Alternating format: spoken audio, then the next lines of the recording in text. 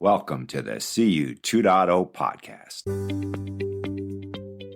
Hi, and welcome to the CU 2.0 podcast with big new ideas about credit unions and conversations about innovative technology with credit union and fintech leaders. This podcast is brought to you by CUSO, the real-time loan syndication network for credit unions, and by your host, longtime credit union and financial technology journalist Robert McGarvey. And now, the CU 2.0 podcast with Robert McGarvey. I fancy myself something of a minor expert on Medicare and often have advised friends who are approaching 65 about their best options. Until a man I know approached me and asked for my advice. He had qualified for Medicare and Medicaid, and he thought he'd probably qualify for food benefits too. He wanted to know how he should proceed. I had no idea what he was talking about, and I had to admit to him I was clueless and useless. But today I advised him to find a credit union he could join that also is a customer of Starlight, a fintech, with a focus on unlocking some $100 billion annually in government benefits that are potentially available to credit union members. Starlight was on the show a year ago. It's on again today because it comes with very big news. It's now a new CUSO and has won funding from One Washington Financial. That's a CUSO wholly owned by Washington State Employees Credit Union, the same credit union, incidentally, that birthed QCash. Scott Dawkins, a principal at One Washington Financial, is on the show to talk about the CUSO and specifically why it funded Starlight. He also briefly talks about Silver, a portfolio company that has been on the show. And Starlight's CEO is back on the show to talk about how Starlight is helping automate the often bewildering process of applying for government benefits. A process made all the more bewildering by massive changes that several big programs, such as SNAP, the food stamp program, are undergoing as the year ends. Starlight is deployed at over a dozen credit unions presently and is busy signing up more because, frankly, the need is there, and Starlight has the expertise to help. Along the way, there's the discussion about Prize Out, an innovative ad tech company that also has been a frequent podcast guest. There's rich content in this episode. Listen up. Yeah, I've talked with at least one other of your portfolio companies. Silver's been on the podcast a couple times. Oh, wonderful. Yeah, Rian. She has a wonderful product. I hope it's selling well. But yeah, she's doing so well. She's got like the opposite problem of like everybody wants to now partner with her and work with her. So she's got to figure out how to scale quickly. Oh, cool. It's a good problem. Yeah. Well, you also have an army of people turning 65 and such like. So, I mean, that's the demographics are perfect, really. That's right. And a lot of uncertainty in the regulatory space, and so she's well positioned. Oh, and of course, I talked with QCash many times, at least 3 times on the show. Oh, nice. I actually did an exit interview. Seth was on, the CEO of the credit union was on, and a lawyer, a guy from Aloya was on. Cool. And it was very cool. Seth pulled that together. It was very cool. It's yeah. Seth is a unique human being. He's one of our favorites. And he's involved in Ranks too, which is one of your portfolio companies. Yeah, he actually left Ranks about 2 months ago, I'd say, but I touch base with him on occasion. Yeah, I also talked a long time ago with the fellow who was the first CEO of QCash. Ben Morales. Yeah. Yes. Yeah. Wholly different personality. Totally. I only joined the WSECU team about 1.5 years ago, but I worked my whole career in the credit union space next door at Twin Star Credit Union. So I've known those guys. I've known all of these people from as a a friend in the industry. So I've watched QCash get started and get sold and all of that. So now I'm happy to be on this team. It's good stuff. Hi, Srini. How's it going? Hey, Scott. Hey, Rob. Good to see you. Good to see you. Hey, now let's start with you, Starlight. what does Starlight do? And Yeah. how many credit unions are customers of yours? Yeah. Starlight helps members of credit unions proactively get financial assistance through their trusted credit union by finding them government assistance programs that they're qualified for and helping them navigate how to get it. And when we do that, our credit unions are happy because it accelerates their mission, helps their staff serve the members, and brings longer engaged members to the credit union. And how many billions of dollars are out there waiting to be taken? Over $100 billion that members are leaving on the table. And the complexity of getting it is quite high. And so we're helping solve it for them. And it's 14 credit unions. We reached 700,000 plus members now through our credit unions so far. A couple more in diligence we'll sign in the next week, and kind of accelerating how many credit unions you can get to. Now, the complexity is stunning. I was talking with a fellow I know who's just turning 65. He's getting Medicare, but he also simultaneously qualified for Medicaid and gets some kind of food assistance too. Whole bunch of, there's so many moving parts there. And I've fancied myself a Medicare expert. This was way out of my league. I mean, I've never dealt with this. Let's talk about the problems with Advantage plans. It's crazy. So how do you have this automated? So we have parts of it automated, and we're building more and more of it as we build Starlight. So we start with the problem of just that people don't know what they can get and don't know how they can even apply. And so we started with reducing the complexity of finding the right way to navigate it and then giving them assistance as they do it. And then in a few programs, like in New York City, we've actually done it where you don't have to ever go anywhere else. You stay within the credit union Starlight experience, and then we help those users get to the finish line on applying for utility assistance. Like in the example of the credit union here, it's like members are hospital workers who, because of the challenges of cost of living, are also qualified for utility assistance, but didn't know about it. They heard about it from their credit union. 70% of them were like, wow, this is great. I'm excited. They got into trying to apply. Then they came to us and we said, hey, through our product. And then they were like, hey, we want to apply for this. And we're like, are you interested in getting assistance in doing it, or you want to do it yourself? And they're like, yeah, sure, please do it for me. And so then we just took it over, collected the info from them, ran it through with the nonprofit that administers it, submitted it, confirmed if it works for them, and did a lot of that navigation for them. And then told them, hey, you got $300 more. Thank your credit union, and don't forget. And what's the fee structure to a credit union? Credit unions pay for it essentially as an embedded product. And right now it's very simple. It's a flat fee based on the membership size. We'll take the number of members a credit union has and then discount all their indirects, so they're not really actively engaged, and then make sure we charge for that cohort. And what's the size range of your credit unions? Our largest ones are in the orders of 200,000 plus members, over 3-4 billion in assets. Our smallest is sub 5,000 kind of members, really small, like 40 million, 30 million credit unions as well. So we work with credit unions of all sizes.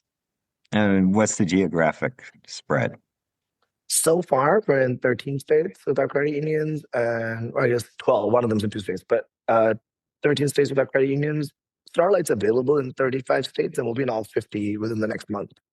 And so we're growing pretty quickly, just because some of the larger credit unions were like, hey, how quickly can you be in all 50? And we're like, we're on it.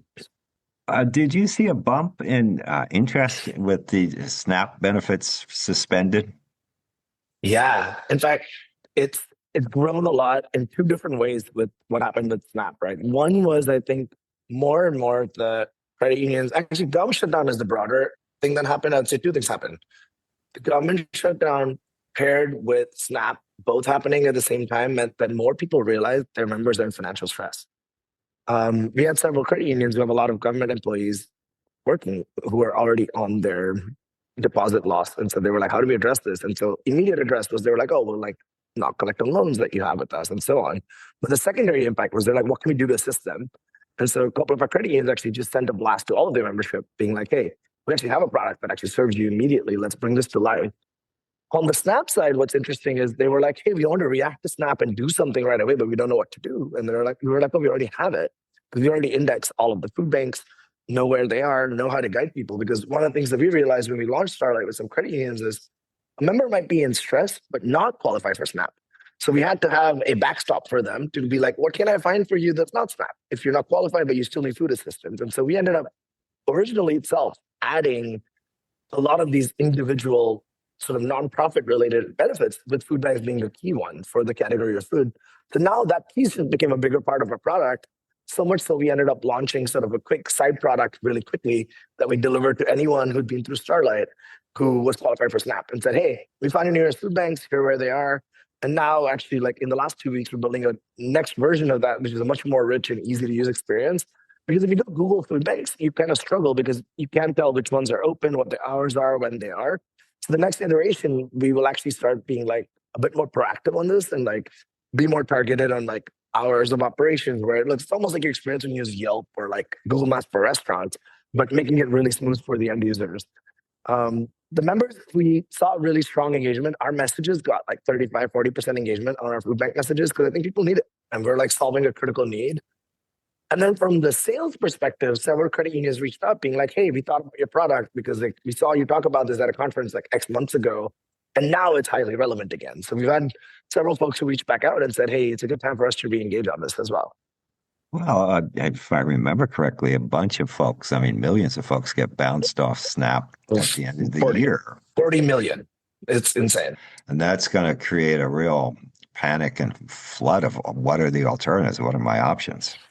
Some of it is quite sad. Like I think one of the credit union members we were helping in our benefit specialist team were talking about how they didn't know that these processes were changing. And they were like, you know, there's a work requirement and hadn't submitted it and ignored some messages and now they lost it. So now we're like helping them re-enroll. So there is a lot of complexity in the system. And I think being the force of guiding and helping people becomes really tuned into the credit union mission naturally. Because I think our staff members already do this.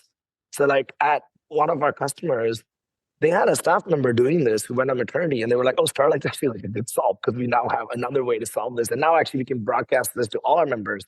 Previously, it was only reactive, where if someone came into the branch and asked for help, they would like call this person and then come back. And so they were kind of holding it as an L2 support model. And now they're like, we can actually broadcast this to everyone, bring it to our members, bring it to our customers, and scale it out. So I think it's already a problem that honestly, like a lot of credit unions who are like kind of leaning in have been doing, but they've kind of solved it in their own localized ways.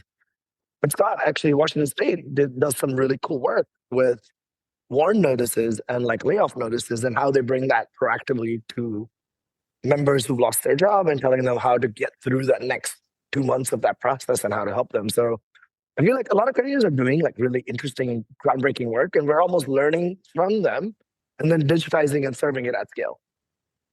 Now, had you heard of a CUSO before a few months ago? And I ask because I've been writing about credit unions for a number of years before I even heard of a CUSO. I met a guy, Kirk Drake, who had a CUSO. And I said, what the hell is this?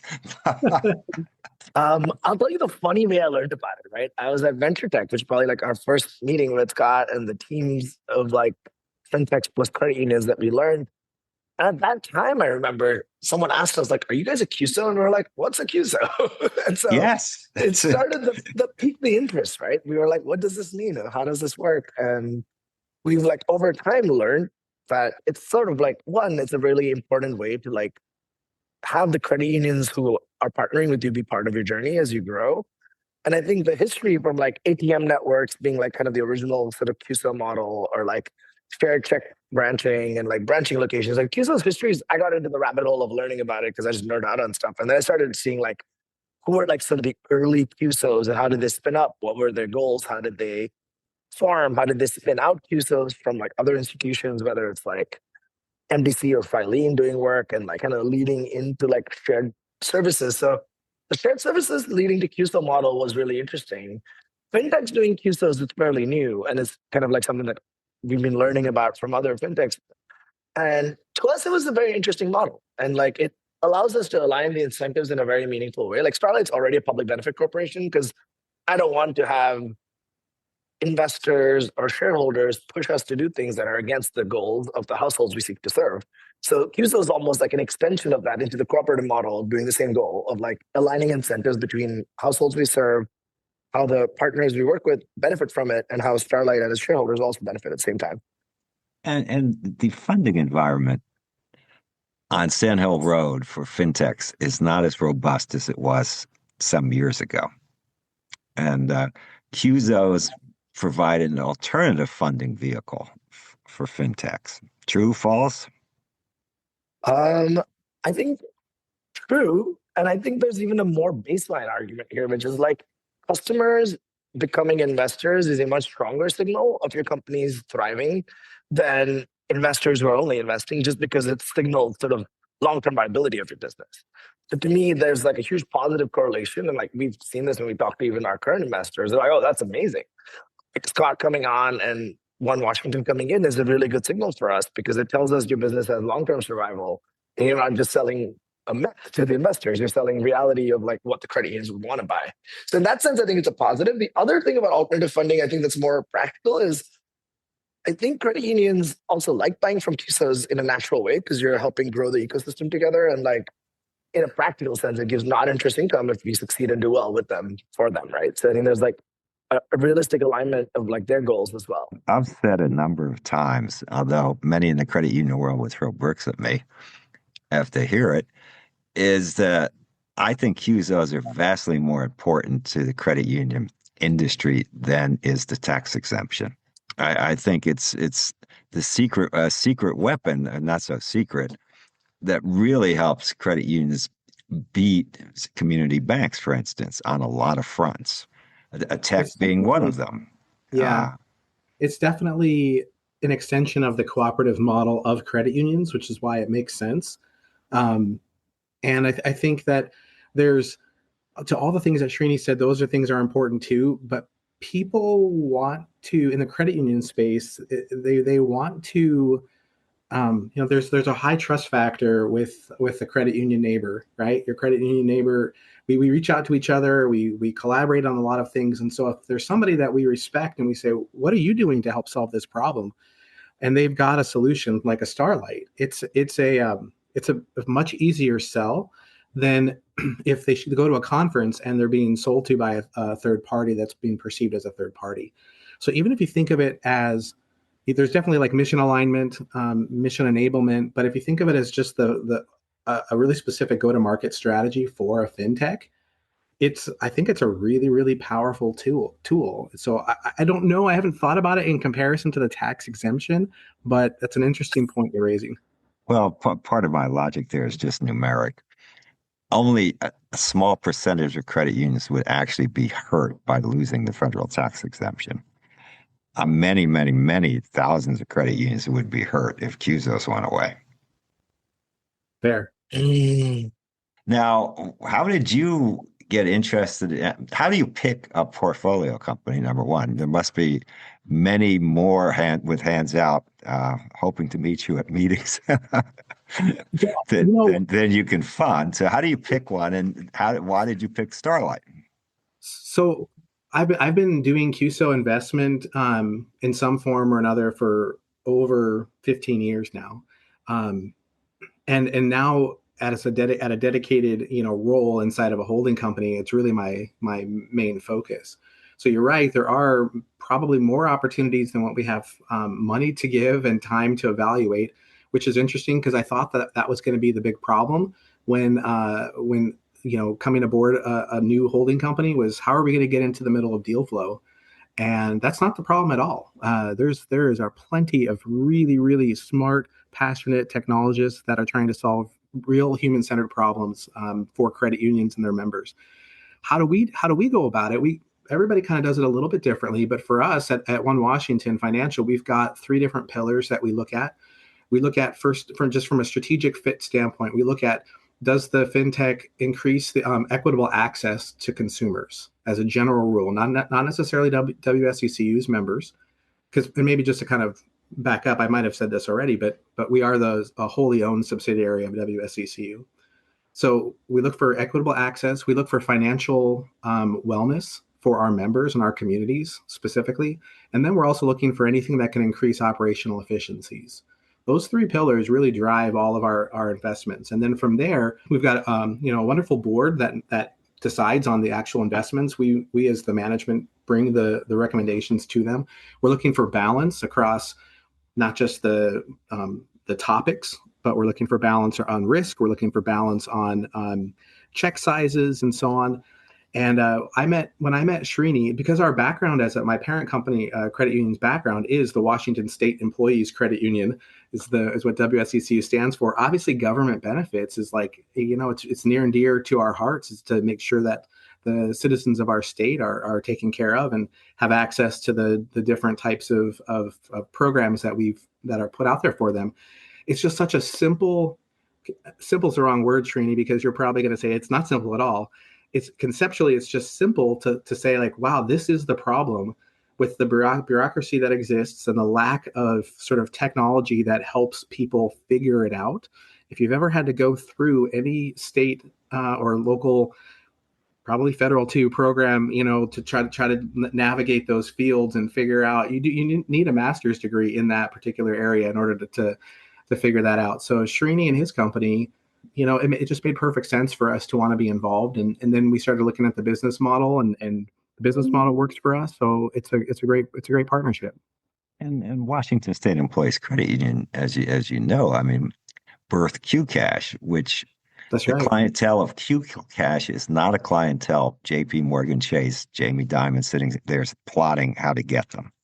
It's just not high priority for him. Whereas it became a high priority for Washington State Employees Credit Union.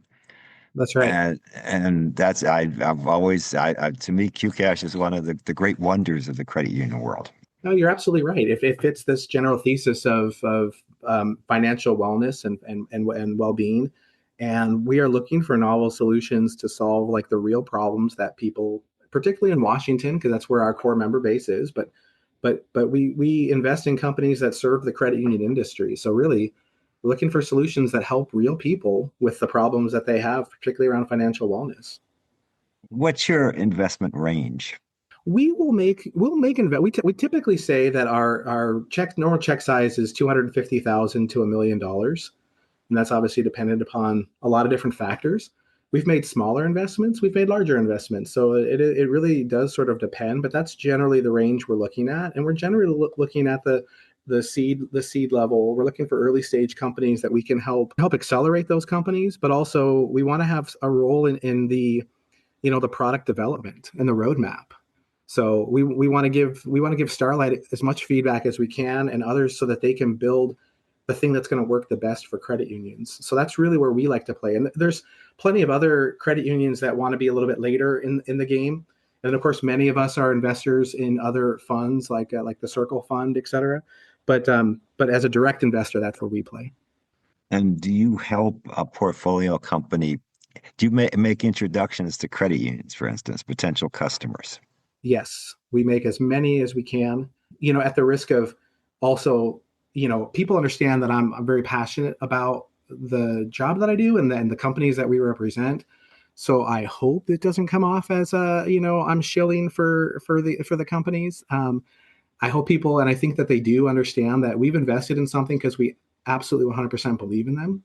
And so when you believe in something, you want to tell everybody about it. And you are not, I've talked with fintech CEOs. I remember a painful conversation I had with a guy I knew pretty well who was selling his company to a much bigger entity. And I said, in effect, why the hell are you selling it to them? They're just going to ruin it. And he said, I didn't have a choice. My investors wanted to cash out. And that's not a unique story to him. That's historic. You don't seem to have that short fuse of patience, since you've only have one exit case, which is QCash. We had a partial exit earlier this year with one of our portfolio companies. We actually rolled a good portion of our initial investment over. But you're right. I think we describe it as patient capital, and we think that's one of the advantages to staying inside the credit union space. We're not an impact fund. We're not a VC. We're not private equity. We're more of a strategic fund to help improve the lives of the credit union members. And so for us, we can afford to take a longer term view on a what's typically perceived as a shorter term bet.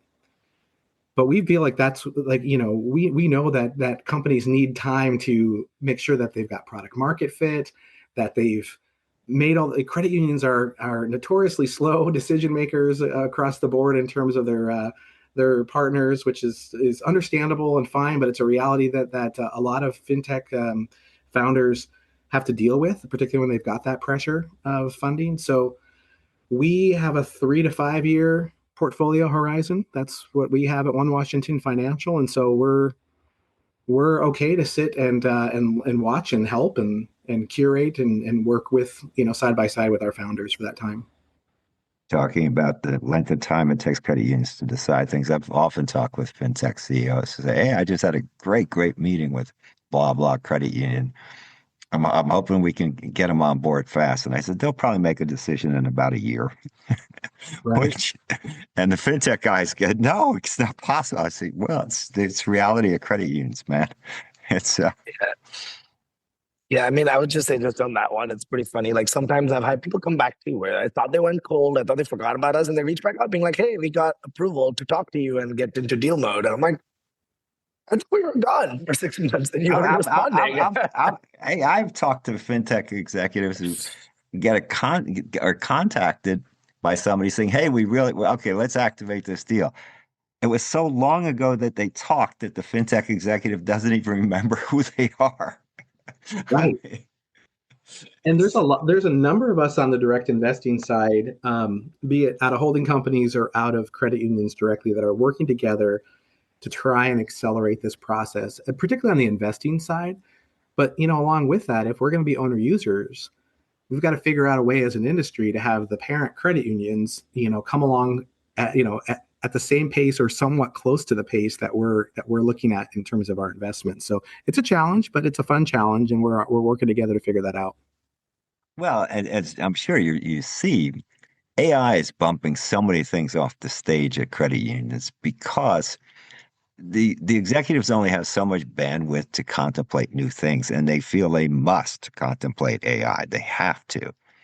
So that's bouncing a lot of things out. On the other hand, something like Starlight or Silver, for that matter, there's a kind of pressing urgency there. So, and it feels good. It sounds good.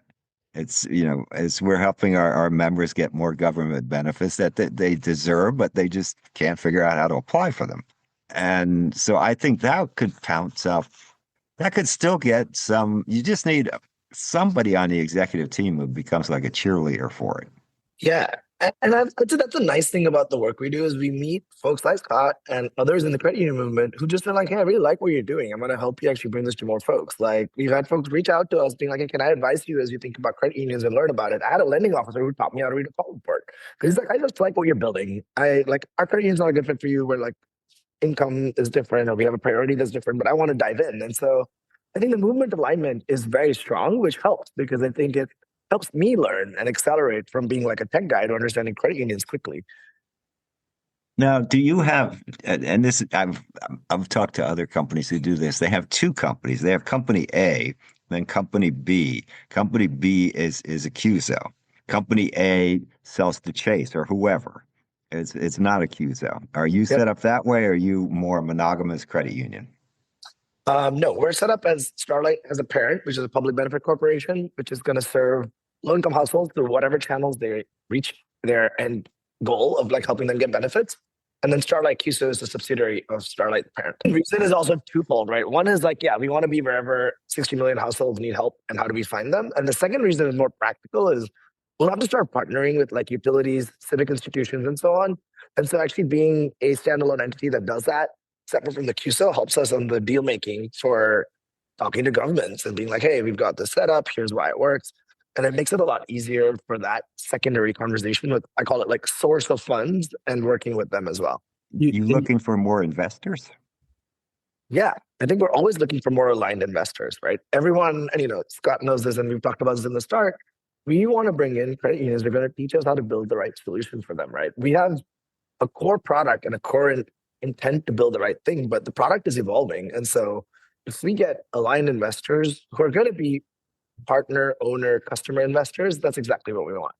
So, we're even and everyone we brought on, like most of the folks we have around our cap table are folks that Scott's met and known. And like some of them are like adding a lot of insights for us to guiding us on how to build the product correctly. and both on go to market, both on like member experience. Some are guiding us on how to even like, for example, like one of the insights from Washington State was how do you make sure this works for recently laid off folks for unemployment guidance? It's like, okay, if you have a little bit of a product there, you've already been working on it. Now, how can we make unemployment insurance really good? Because some of our credit unions with seg focuses need this desperately, urgently, because they're like, they just had a layoff for 10% of their workforce at one of their segs. How can we show up tomorrow and say the credit union's here for your seg? So we built that out and now we're like improving it. And those are the kinds of things where like having investor partners guiding us is really helpful. So we would love to get more aligned credit unions coming in. We're talking about that right now.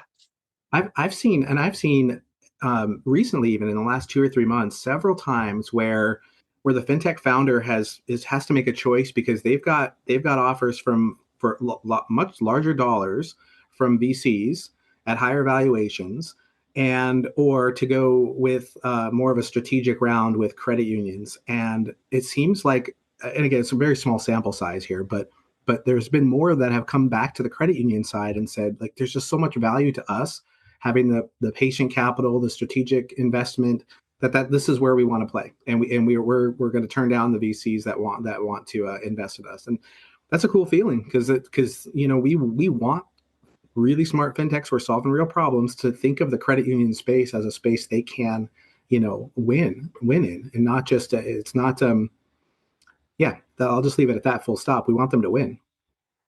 Well, I think many credit unions recognize that they need fintechs. They can't grow this stuff in-house. Maybe Navy Federal grows a little bit in-house, but very few others do. JP Morgan just does everything in-house. That's just the way it works. It's because they'll hire everybody they need and have the money to do that. No, I think it's a wonderful thing. So how many companies do you look at and reject for everyone that you accept?